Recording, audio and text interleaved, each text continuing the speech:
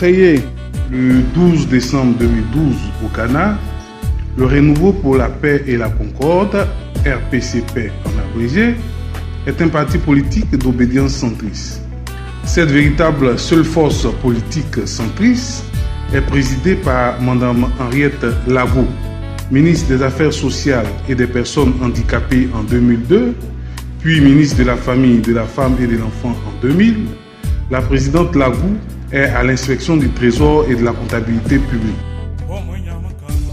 Membre fondateur du RPCP, Mme Lagou est à l'origine de la création de plusieurs organisations politiques, dont la nouvelle LMP, entendez la Ligue des mouvements pour le progrès, et le Forum des femmes des partis politiques de Côte d'Ivoire, dont elle occupe en ce moment la présidence. Après l'Assemblée générale consultative du RPCP qui s'est tenue au Ghana, le parti a organisé sa première convention nationale les jeudis 15 et vendredi 16 août 2013 à la Fondation Félix Houphouët-Boigny pour la recherche de la paix de Yamoussoukro. Le premier congrès ordinaire s'est tenu les vendredis 26, samedi 27 et dimanche 28 septembre 2014 au Palais des Sports de Treichville. Le parti, au sortir de ces différentes instances, compte à ce jour une organisation féminine, une organisation de la jeunesse et une autre des enseignants. Toutes ces structures sont coordonnées par le secrétariat général en la personne de M. Diallo Ousmane. Grand mobilisateur, celui que l'on nomme affectueusement SG est inspecteur de l'enseignement primaire à Mankono.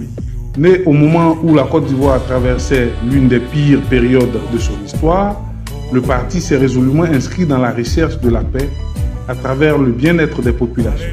Dans cette optique, le parti a formulé ses idées et exprimé ses intentions à travers son projet centriste de développement. Conformément aux résolutions prises par son congrès, il a participé à toutes les actions tendant à garantir la paix dans notre pays.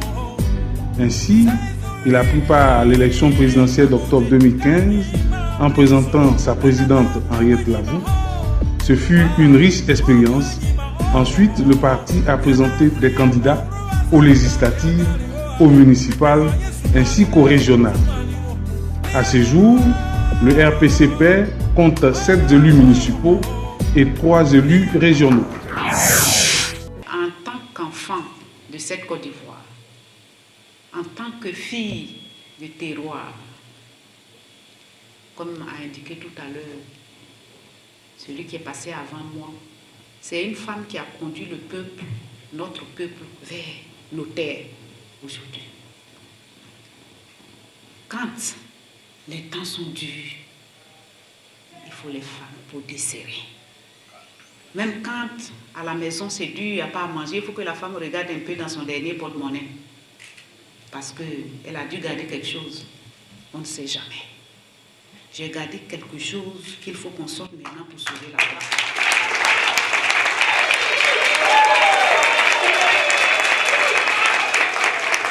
Fidèle à sa ligne de conduite, le RPCP a organisé des cérémonies et activités pour inviter les populations à la paix et à la réconciliation, participer au recensement de la population et de l'habitat, ainsi qu'à l'enrôlement des électeurs sur la liste électorale.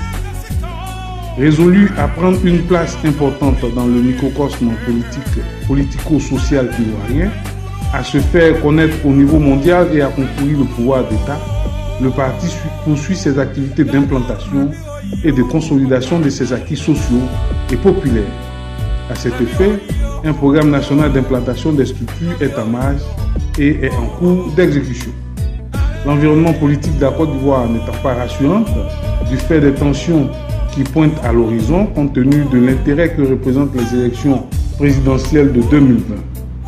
Les enjeux sont énormes pour la stabilité et la paix dans le pays, le dynamisme démocratique et le bien-être des populations. Le RPCP a intégré, sous l'invitation du président Bédié du PDCI RDA, la plateforme du RHDP. Il en est sorti compte tenu de sa transformation en parti politique. Aujourd'hui, le parti prépare les échéances futures et surtout est mobilisé pour son implantation à l'échelle nationale.